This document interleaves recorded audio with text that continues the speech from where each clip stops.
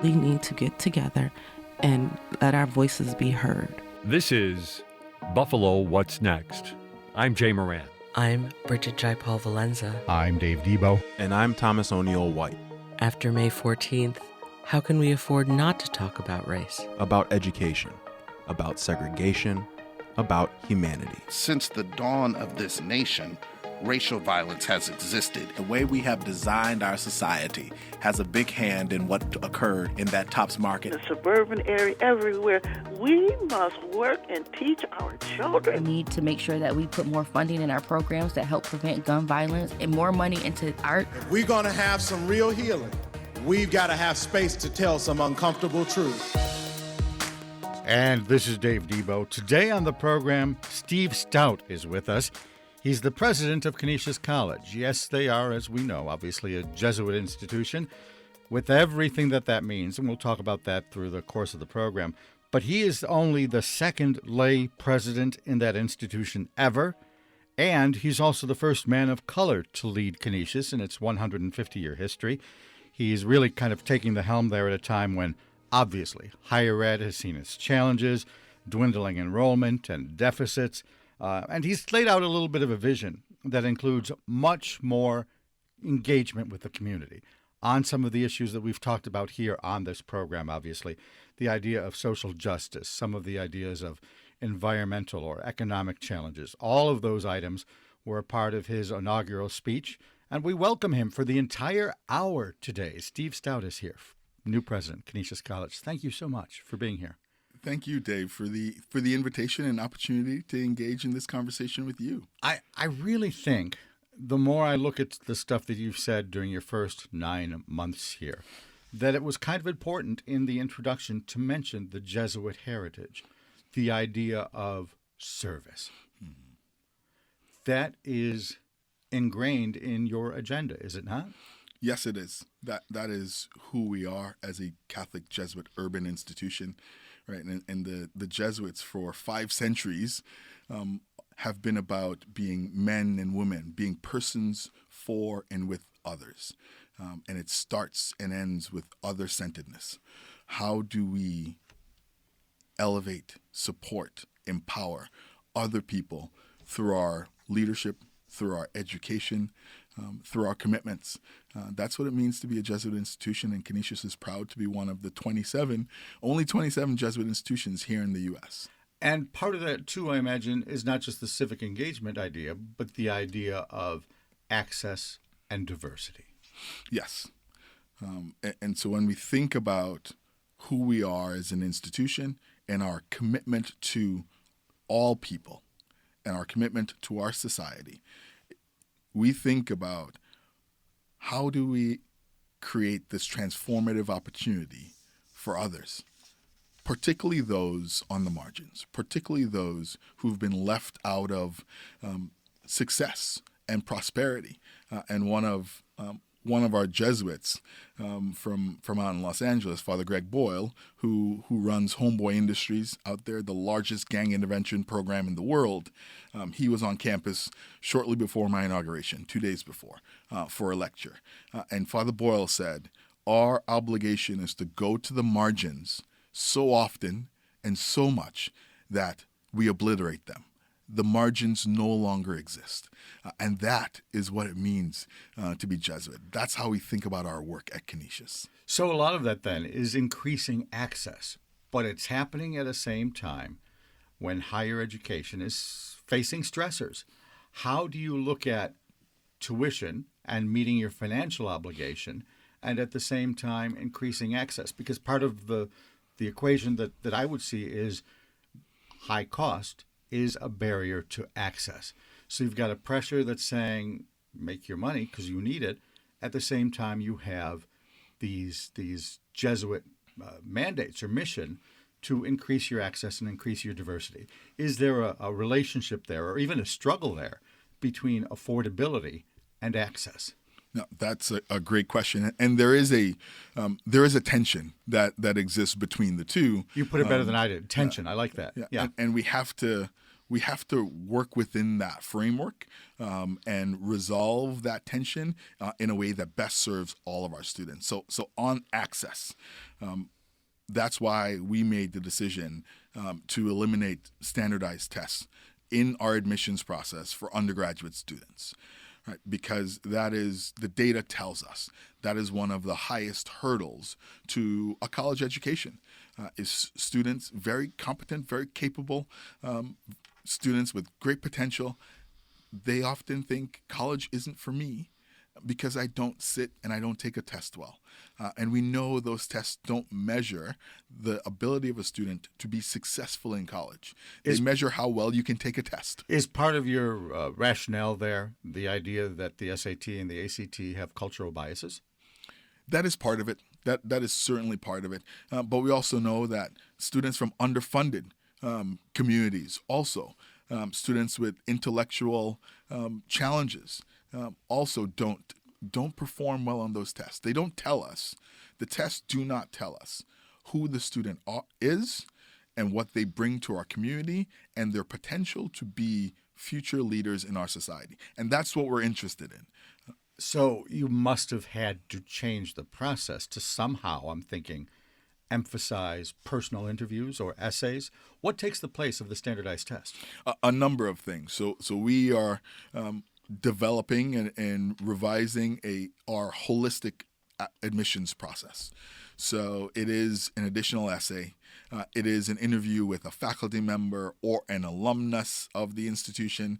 We have 50,000 living alumni, 23,000 here in Western New York.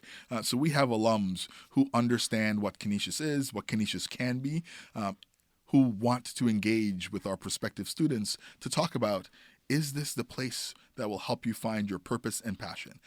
And also thinking about how we meet our students, this generation of students, where they are. And that means including a portfolio in the admissions process, whether that be your YouTube channel or your social media or things you've written. If you're an artist, what have you created?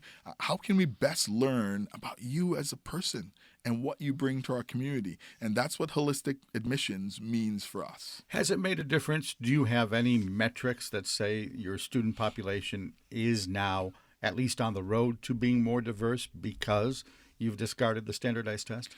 So we have metrics, but not related to the decision to eliminate standardized tests, because that goes into effect for next fall's class. I see. So it's not there yet, but right. It's something that you're doing. Yes. So we've not yet admitted a class without the benefit of, without the use of standardized tests in the process. Okay. Nonetheless, it's an institution with a student population that is roughly 73% white right now. Yeah, that is correct. That's correct. How do you change that? By continuing our commitment to meeting our students where they are. Right. The demographics, particularly for our region, is very clear. When we look at the recent data from the last census, right, in this country, not just in our region, in this country, the group of young people who are 15 years or younger are already majority minority. So the idea that America is becoming more diverse is fact. It's happening at a younger age, and those students in 3, 4, 5 years will be our prospective students. So it's only natural that our student body will evolve and change if our systems and our structures do not erect artificial barriers. And it goes back to what you said earlier about reaching them where they are then. Yes. Okay. I hadn't heard that statistic. I had known that the trend line was there, but I hadn't heard those hard numbers before. I have heard people say that race relations are only bound to improve because, well, my children have been exposed to more diversity than my grandmother. And that over time, that shift in population could maybe result in a shift in attitudes. Do you agree? Yes, I do. But the caveat is we must be intentional in being inclusive. So the diversity exists, but what we must do is go further to be inclusive, such that everyone who's part of that now multi-ethnic, multiracial community feels and knows that they belong. And that's what we're striving for at Canisius. It's not just the diversity, which is the number, the data point. It is the inclusivity that is about the culture that we must shape so that every one of our young people knows that their voice, regardless of where they come from, their socioeconomics, their ethnicity, their voice matters. That dovetails with what some other people have said on this program, that it's not just DEI, diversity and inclusion, but it's DEIB, the idea that you have to add that belonging on the end. Hiring a diverse workforce is one thing, but if they don't fit into that culture, if they don't like it there, and a year later they move on, then you haven't moved the needle at all. Yeah, absolutely. You've likely caused more harm. You've likely caused more harm than good.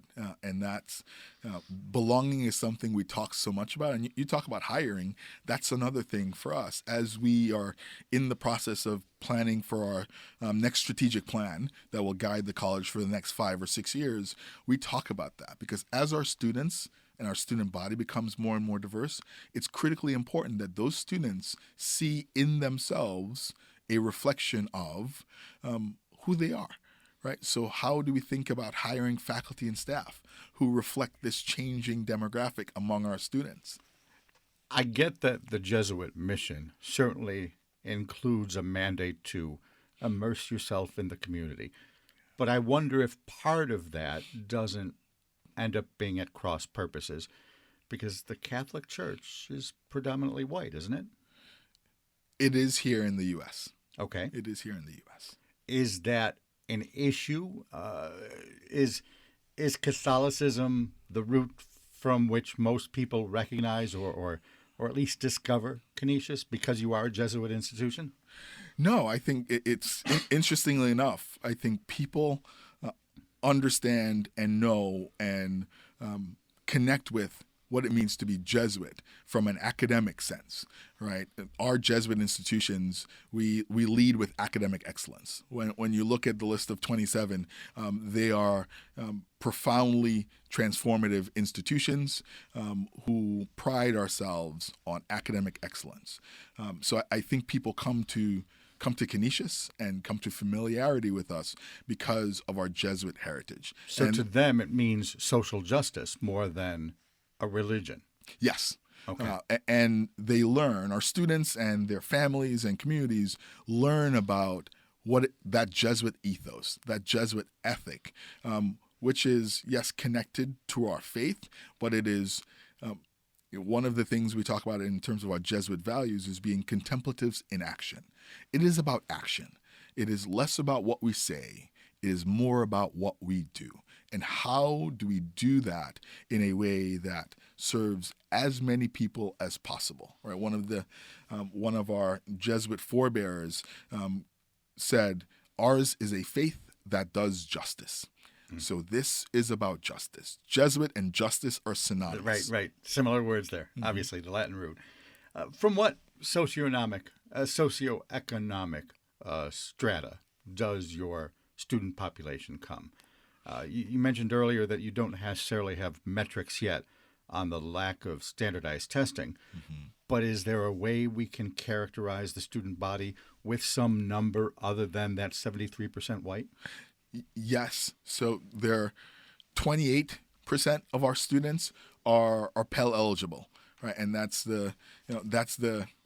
oftentimes the easy replacement for low income. Yeah. Right? You're eligible for federal funding for education. Right. In primary schools, they look at it as how many kids are on free lunch. Yes. Similar kind of yardstick. Yes. Okay. So it's imperfect, but 28% of our students, undergraduate student body, are Pell eligible. 28% of them are also eligible for the tuition assistance program, which is New York State's funding for higher education.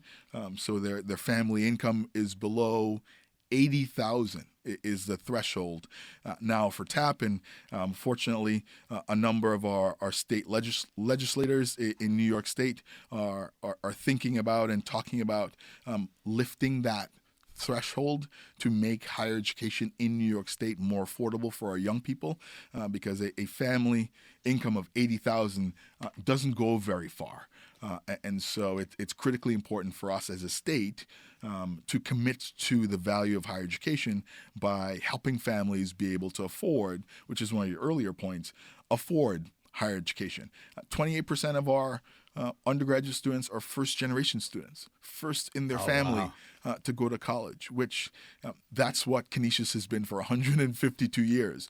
It is a place for people to find college as a pathway to prosperity for not only for them, but for their families and for their communities. And in that regard, you have something that I've seen in more of the public institutions, the HEOP program, Higher Education Opportunity Program. Yes.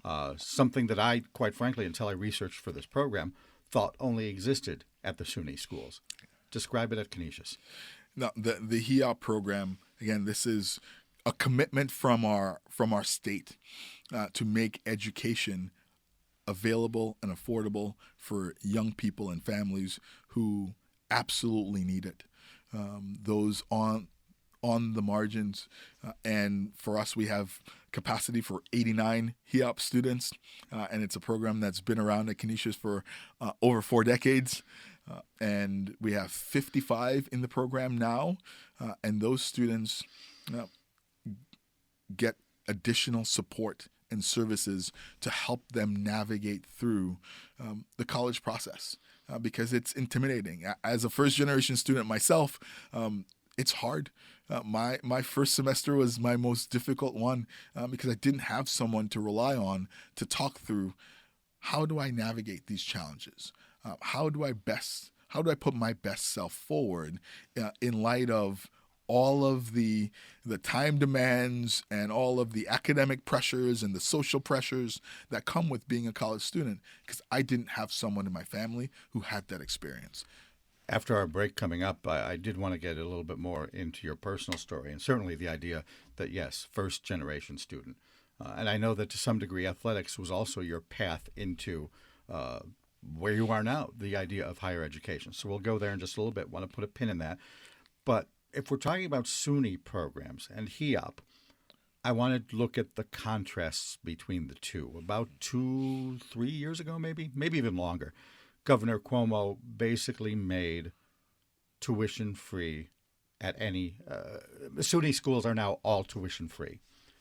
Canisius is a private institution. Medaille, Trocaire, Damon, all of those. Did that set up an unfair advantage? Are you able to compete when tuition over here is subsidized, but maybe you can't necessarily subsidize it at your own institution to the same level? That's great. I look forward to that conversation. I'll gather my thoughts while we take a break, I think. Well, let's do the break in a second. I'll ask you that now. Okay. I think the diversity of higher education institutions in our state is critically important. There are 110 institutions in the state. And so everyone is different. Everyone is unique. We all have our own unique missions. So I also view higher education as an investment. And for us, 99% of our students receive financial aid. So Canisius College is significantly more affordable than many of our peer institutions. And let's talk about financial aid. That comes from your institution. That comes from the institution, from so our it's a donors. pot of money you have put aside to say, let's use this when we need it. Yes, the institution has committed to that, and our donors and our alumni and our supporters have also helped fund significant number of scholarships every year that makes a Canisius education affordable. So the reality is, on a net basis, we're not that much more expensive than our public institution peers. And I think what you get at Canisius, the experience you get, because of our size, because of our commitment to the personal experience of each and every student, holistically, I think that's worth the premium that you pay to come to Canisius. You spoke earlier about a strategic plan underway. To what degree? And I get the theme of civic engagement. But to what degree is restructuring college finances part of your long-term strategic plan? I look at, say, Madai, and I know that they've sold buildings to Trocare. I've looked at some of the struggles that SUNY, Buffalo State, UB have had. Is higher education in general, and Canisius in particular, under financial stress? I think that's a fair statement. The business model for our sector has to change. And when I think about it, for Canisius as a private institution, I think we are a private institution with a public mission. We serve our community, we serve our society by what we do.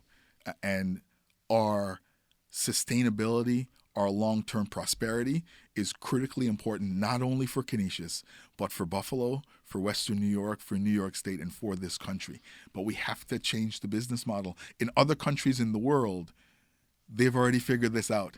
Higher education is a path to national prosperity.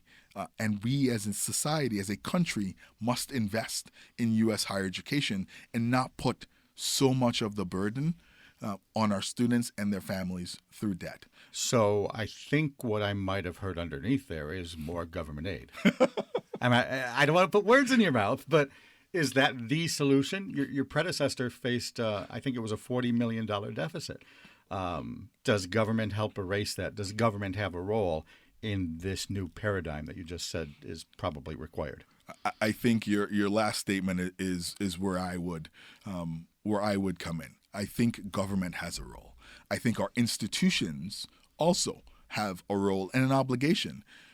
I think we all have to come to the table and bring all of our creative powers to bear on the challenges we face as a sector, because in so doing, we will be able to continue to provide this public benefit, right? Because education is more than preparation for a career. It is, how do you engage in civic life in a thoughtful and empowering way, right? When we look around, when I look around our society today, I oftentimes refer to some of the crises that we are facing as a clear call from our society, whether that be economic, political, social, racial, our climate, whatever the issues are. Our society is calling out to us for a different response, and education has a role to play in preparing students and our future leaders in crafting that response. One more tough question before that promised break. Lacking the government aid, does higher education need to look at some of the really hard, tough issues, layoffs, selling off property? I know you folks just recently divested Demerly Hall. Are institutions having to shrink in the future in order to meet their revenue stream? I think institutions have to consider how our market has changed. One of the things we've learned through COVID is not everything that we assumed was absolutely necessary and core to doing what we do is so written in stone, right? And so when we look at our students, this generation of students, where they learn, how they engage with material and each other, are we structured in a way that allows them to achieve their fullest potential in our systems and at our institutions? And virtual reality and augmented reality, and so it's more than just online learning, but how do we think about AR and VR in the classroom to help our students engage with material in new and interesting and exciting ways that they are also very comfortable with and very confident with? So that in and of itself says to me, how do we rethink higher education in a way that best serves the next generation of leaders? All right, and we will get to that in the second part of the program here, civic engagement, all of that. Steve Stoute is here. He's the president of Canisius College. This is Buffalo What's Next. More to come on WBFO. Where do you go when you want news you can trust? WBFO, of course.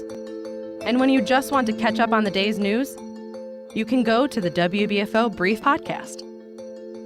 Listen to the WBFO Brief every weekday wherever you get your podcasts. Don't forget to like and subscribe so you can always stay up to date with the news you need. Here and Now brings you the news you need to know today and the stories that will stick with you tomorrow, plus special series and behind-the-scenes extras. Don't miss Here and Now, weekdays at 1 p.m. on WBFO. This is Buffalo What's Next, where we have conversations with the community about moving forward. To have your voice heard, press the Talk to Us button on the WBFO app, and we'll work to get your questions and comments on the air. Join us on Twitter at WBFO or email us at news@wbfo.org. Together, we'll have the conversations that are needed. This is WBFO, your NPR station. And this is Dave Debo. We are talking for the rest of this hour with Canisius College President Steve Stoute. I almost said new president, but you've been there for 9 months already. Yes, it doesn't feel so new. I feel like I'm well-worn in the job. Talk to me a little bit about your personal story. Before the break, in the earlier segment, you said that you yourself understand some of the targets that you'd like to meet because you yourself were a first-generation student. Give me the backstory. No, absolutely. So first generation and an immigrant. I grew up in Trinidad and Tobago and was the first of a family of four. And my parents didn't go to college, but they were committed to higher education for me, not just for my benefit, but for my family, my siblings, and for every successive generation. And so they sacrificed so much to give me the opportunity to come to the U.S. and go to college at Seton Hall University in New Jersey. I played soccer there. And so athletics has always been a big part of my story and my life. And that opened so many opportunities for me. Seton Hall, because it was Catholic, because good academics, because it was in an urban area with access to New York City. But sports is what drew you pretty much? The soccer program? The soccer program and the business school and proximity to New York City. Those were the things. And it was Catholic. My parents were very clear that you were going to a Catholic college. And so that narrowed the list down for me. And from Seton Hall, my graduate degree is from the University of North Carolina at Chapel Hill in exercise sports science, concentration in sports administration. Again, at that point in my life, I thought I would pursue a career in sports. Okay. I had an opportunity to serve on the board of regents, the governing board at Seton Hall, as a regent, a full voting member of the board, and that opened my eyes to what it takes to make a large, complex institution successful. And that's when I started thinking about a college presidency.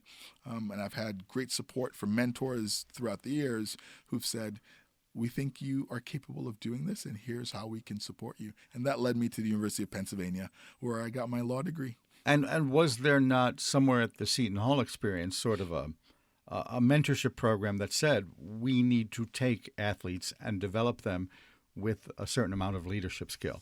The journey from soccer athlete to someone who then went to law school. Yeah. Now, I think so much of the support that I was given at Seton Hall, particularly because I was an athlete, but also because I was engaged in so much as a student. And so I credit my parents with that. They imparted on me the idea that the experience is what you make of it. And so wherever you go, whatever you do, leave the place better than you found it, but invest deeply in it. And so I grabbed hold of my Seton Hall experience and just threw myself in and did everything I possibly could. And that allowed me to build relationships with the people who've supported me throughout the course of my career. How significant in your current role is your place as a person of color? I think it is significant.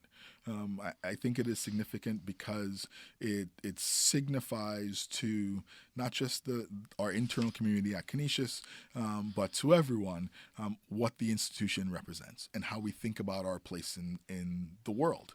And so I often talk about and point to the seal of the college, which I wear on my lapel, and our listeners can't see that because we're on radio. But the seal says the Canisius College of Buffalo, New York. And I say that is not about geography. We are not in Buffalo. We are part of the fabric of this incredible community.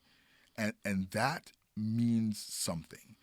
And when I look at Buffalo, when I look at where we are on the east side of Buffalo, I see myself, and that means the obligation is heightened for me. I often say it is significant that I am the first person of color to sit in this seat. It is more important to me that I am not the last. I've read that President Obama hated that question because he'd say, yes, I am the first black president, but I am a president not just for black America. You didn't answer it quite that way. No, because I really do think, for me, it's more important that I'm not the last. And I think about all of our students, all of our community. It is not about, it's not about race or ethnicity or where I come from or any of that. It is about how do I lead this institution in a way that is grounded and connected to, infused with our Jesuit values. And all of that comes from an understanding of our faith, our tradition, our values as one of love. That I believe, and my parents raised me to believe in the gospel of love. It all flows from love. Justice flows from love. Diversity, equity, inclusion, all of those things flow from love. How do I look across the table and see someone who is drastically different than me in every possible way and see the face of my God? And that's what it means to be Jesuit.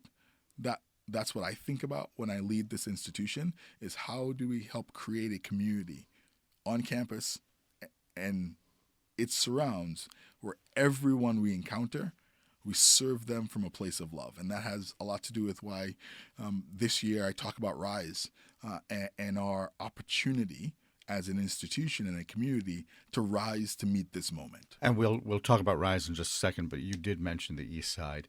You were selected as president in February, before the top shooting. You didn't arrive here till October, but it was certainly on your radar screen. You were aware of it. Anyone in the world was aware of it before you ended up coming here. How much of a factor is that in your ideas, your push for more community engagement? Yeah, the events of May 14th last year were tragic in so many ways, but made me want even more to come be a part of this community. I knew Canisius was special. I knew Buffalo was special, and I wanted to be here because of the opportunity to make a difference. But on that day and immediately thereafter, I couldn't wait to get here. I couldn't wait to get started. July 1st was too far away. Because I wanted to walk the walk with my community. I wanted to be engaged in the healing. I wanted to contribute time and talent and treasure to helping us move forward in a sustainable, meaningful, impactful way. And that's how I view my job as president of Canisius College. It is absolutely shaped by the events that happen around us, and that includes what happened at the Tops Market less than a mile away from our campus. It's almost a rhetorical question because I think the premise of this program is to look at the issues that linger. Does the shooting present an ongoing problem, or at least spotlight an ongoing problem? Yes. Yes, it does. It reflects our failures. It reflects our failures as a society, as a community, and we cannot address those failures until and unless we acknowledge them. And we have to look in the mirror and say, this is not good enough. We have not been good enough. We have continued to perpetuate a cycle where certain communities do not have access to good health care, affordable health care, do not have access to fresh food, fruits and vegetables, do not have access to education, which is where Canisius comes in as well. So it shines a spotlight on our failures, and we have to, and we are capable of, if we are committed to it, we are capable of addressing those failures in a way that ensures they're not repeated for the next generation. Some of those failures, obviously, are systemic long-term issues. How much of the failure goes back to what you said earlier about just recognizing your neighbor, love thy neighbor, regardless of his or her race, color, creed, etc.? Yeah. I think that's the case, and I understand that that may be oversimplifying very complex societal issues. But I think if we can step back and understand the decisions we take and decisions we make in that framework, my dad always said to me, when you know who you are in terms of your value system, the decisions you make become easier.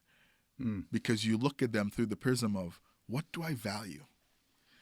Is it profit motive? Is that the value that's driving some of these decisions? Is it power in terms of elections and being elected or electability?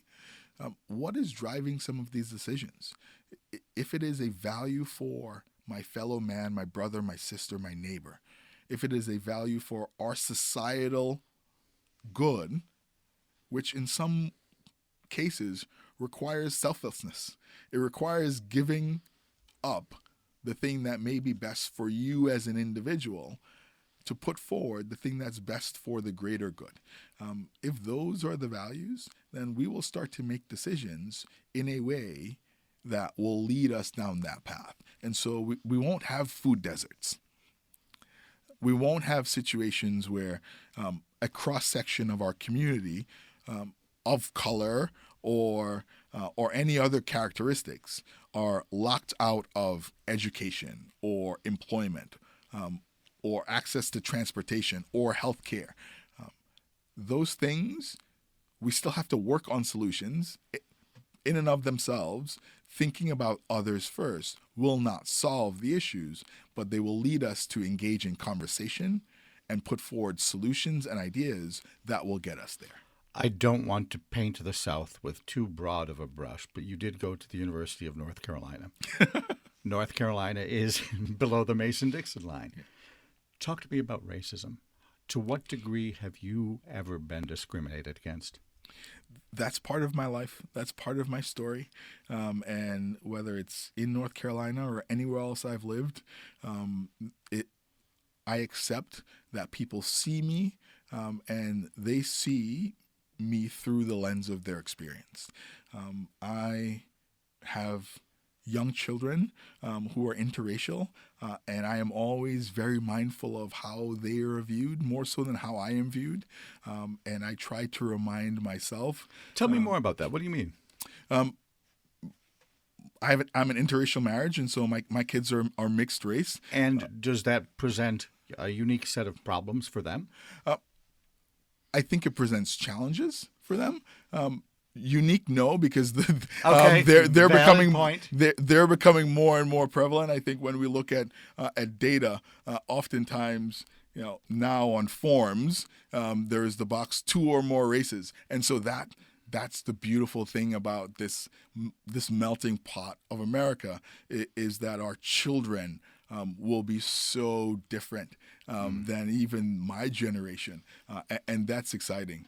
But for me, race and racism, it's part of my lived experience, and I always think about how do I help people understand me in the context of what I believe, what I do, my actions, and how that is the thing they should see. Not the color of my skin, but what I do. Earlier you spoke of demographics, societal evolution, the idea that 15-year-olds, give me the number again, a certain percentage of 15-year-olds and under are majority minority? Yeah, it's just over that 50% mark. If you round up, I think it's 51% of that age group. It's already majority minority, right? So non-white. So to some degree, societal evolution, demographic trends will dictate this conversation. But beyond that, how does on this program we usually ask, what does Buffalo need? But I'm going to shift it a little bit. What does the nation need right now? How do we address that racial elephant in many rooms? Being willing to have the conversation. And this is, unfortunately, I think this has become a political issue. This is not a political issue. This is a moral issue, right? This is about morality. This is about our shared humanity. It is not the right or the left. I love and use that phrase. Sometimes when we describe this program, that's exactly what we say, shared humanity. And that's absolutely right. And so we have to put aside our ideological differences in terms of our politics and realize that as a country, we will never get to where we want to be, where we know we can be, if every single one of us doesn't have the opportunity to achieve our fullest potential.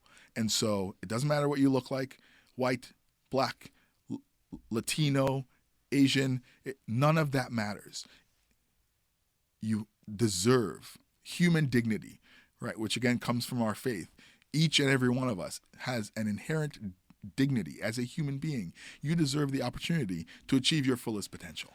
But dialogue is hard. And I don't mean to linger on this topic. We'll move on in just a second here. How do you start that conversation? Opening the door to people who are different than you. And that's one of the ways I view Canisius is as a convener. How do we open the door and say, come join us in this conversation? And it may be difficult. I think that was one of the things I heard in the intro for the program is we have to acknowledge some hard truths. Yeah. We have to have difficult conversation. And we have to have those conversations across lines of different. We can't just continue talking to people who only agree with us. That won't help us solve our issues. That won't help us solve our problems. So Canisius, the way I think about Canisius College and the role we can play here locally, but certainly more willing to do that at a national level as well, is to be a convener, to bring people together, to have these important conversations, because in doing so, we will get started on the path. And you've given me the perfect transition, too, into some of the community initiatives that Canisius is engaged in. The idea that, yes, as a Jesuit institution, you've got to be out there. You've got to be doing things. After the break, we'll look at some of those initiatives. Steve Stoute is here, Canisius College president. I note that it's Steve, not Stephen. Your family name is actually Steve. It is Steve. My dad's name is Steve, and so that's the one I carry. All right. Steve Stoute is here, president of Canisius College. We'll have more conversation after this. This is Buffalo What's Next on WBFO.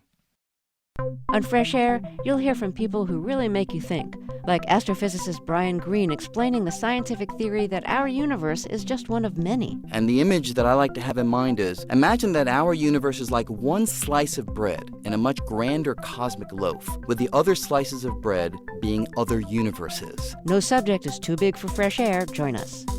Weeknights at 7 p.m. on WBFO. Travel is one of life's great rewards, and there's always something new to see and experience when you travel the world like I do. Hi, I'm Rick Steves. Join me as we get better acquainted with the world each week on Travel with Rick Steves. Together, we'll explore fascinating sights, discover amazing food, and make new friends from near and far. Your radio is the only passport you'll need. Join us for Travel with Rick Steves, Sunday afternoons at 1 on 88.7 FM WBFO. This is Buffalo What's Next, where we have conversations with the community about moving forward. To have your voice heard, press the Talk to Us button on the WBFO app, and we'll work to get your questions and comments on the air. Join us on Twitter at WBFO or email us at news@wbfo.org. Together, we'll have the conversations that are needed. This is WBFO, your NPR station. Steve Stoute is with us. He's the president of Canisius College. We're talking about community engagement. And during your inaugural speech, you spoke about rising to the challenge. And you've even created this acronym RISE. What's it stand for? Elaborate. Thank you.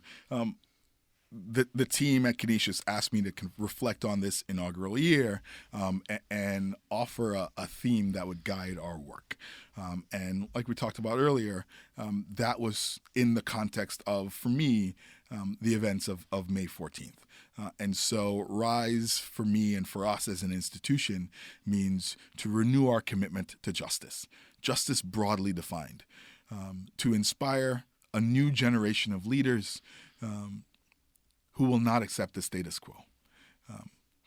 We talk about Canisius as where leaders are made, but we need a new generation of leadership. So we need to inspire those young people to serve everyone we encounter as an institution, as individuals who are part of that institution, from a place of love, and to empower others by our actions, again, part of our Jesuit tradition, by our actions to do the same. So that's how we rise to meet this moment. That's how we rise to meet this challenge that our society is calling out for. Does the definition of that program require an awareness in advance of what the problems are? I guess what I'm asking is a question we ask here a lot. What does Buffalo need right now? It does.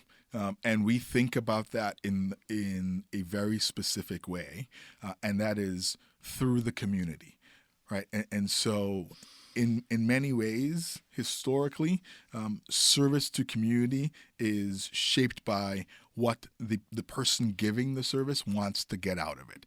That's not how we think about it at Canisius. We think about what does the community need, and we only know that if we ask the questions. If we go to our community, if we engage in our community and say, what do you need, you as a community, and this is shifting the paradigm, it's not deficit-based. The community is not at a deficit. The people on the east side of Buffalo, the people in Buffalo, are significant assets. And so from an asset perspective, asset-based community development, how do we help you leverage the assets you have so that you can achieve your fullest potential? Which brings us conveniently to the new Buffalo Institute, something that Canisius is founding. Is the nut of that just what you said, the idea of leveraging existing community assets? What is the new Buffalo Institute going to do? Yes, and so the essence of it is how do we mobilize our institutional resources and assets, our people, our expertise, our philanthropic support. How do we mobilize those assets in service of the community, but in service of the community from a perspective of leveraging the community's assets? And so the New Buffalo Institute, which has been around for a few years, but we're currently searching for a new director, and it's an exciting moment to join the Canisius family, particularly because of what the New Buffalo Institute will do. It will make us, as an institution, more closely wedded to and embedded in our community. Does it end up casting the college in some sort of economic development role? How does it work?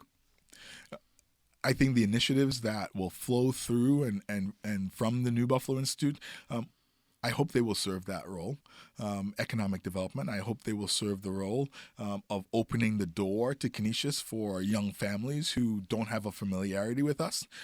I hope it will serve a role to empower our community to know that we are a resource. I hope it will serve any number of roles. But the most important thing for us is to be there, to be present, not for our benefit, but for the benefit of the community, because as Buffalo goes, so goes Canisius. I think earlier in the conversation you used the word intentionality. That's kind of what you're talking about here. Very much so.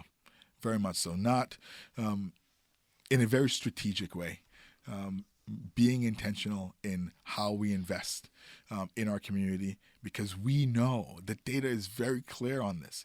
We know the impact it will have, not just on an individual, but on that individual's family, on that community, on our greater city and region.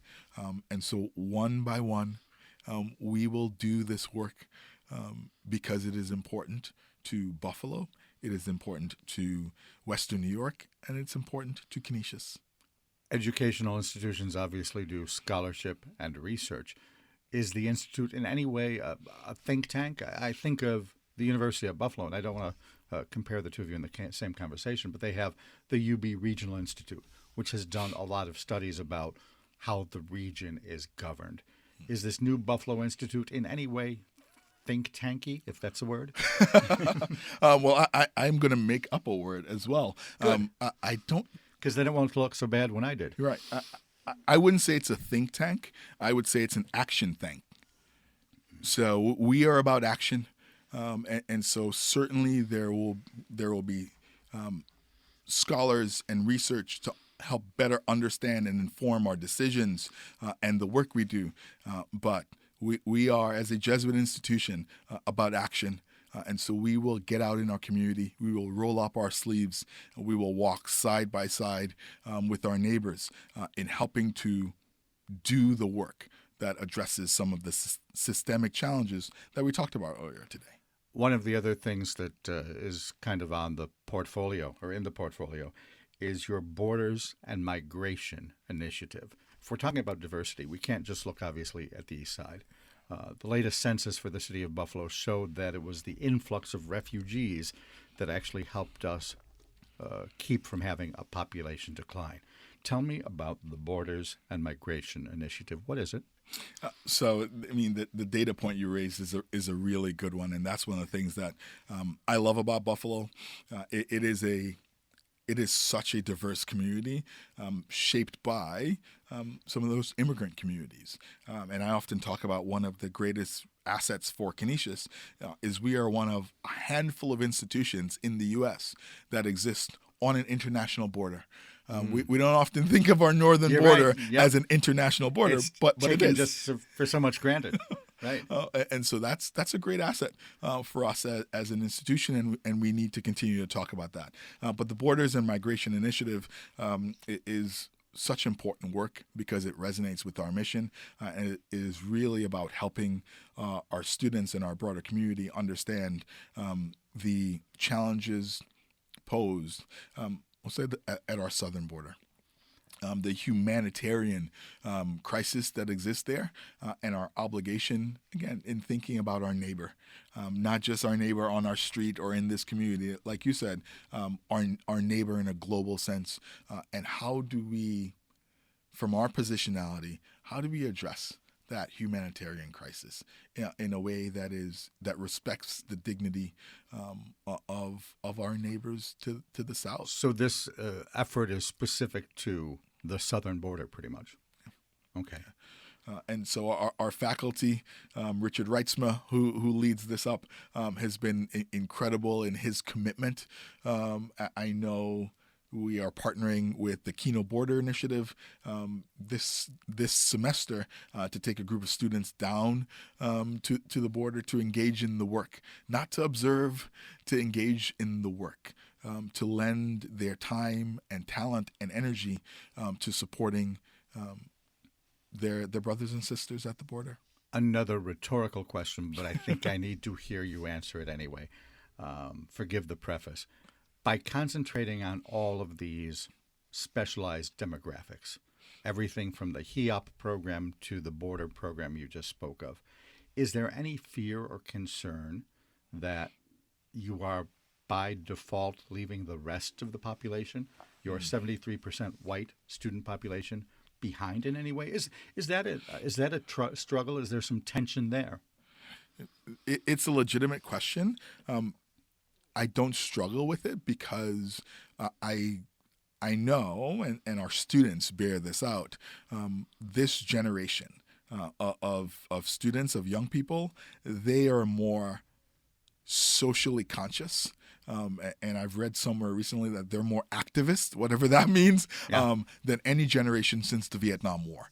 So our students, and it's not defined by color or socioeconomics, our students care deeply about the issues that are shaping their world. The climate, migration, immigration, they care about women's rights, and they care deeply about those issues, not shaped by geography or race or ethnicity or socioeconomics. They just need support and help and guidance to channel all that energy and all that passion into action. And that's what Canisius does. I get my support and guidance from other people on the staff here. And someone pulled me aside before the program and says, don't mention basketball, but ask him about the NCAA hockey game this weekend. So closing 15 seconds here, the hockey team. Closing 15 seconds. Saturday, 6 p.m. at the Harbor Center. Our men's hockey program will host the AHA championship game against Holy Cross.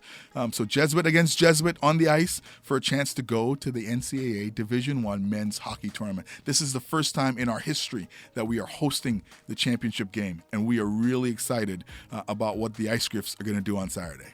President Stoute, thanks for being here. Thank you for having me. Canisius College President Steve Stoute. This is WBFO and WBFO HD1 Buffalo, WOLN Olean, and WUBJ Jamestown. I'm Dave Debo. Thanks for listening.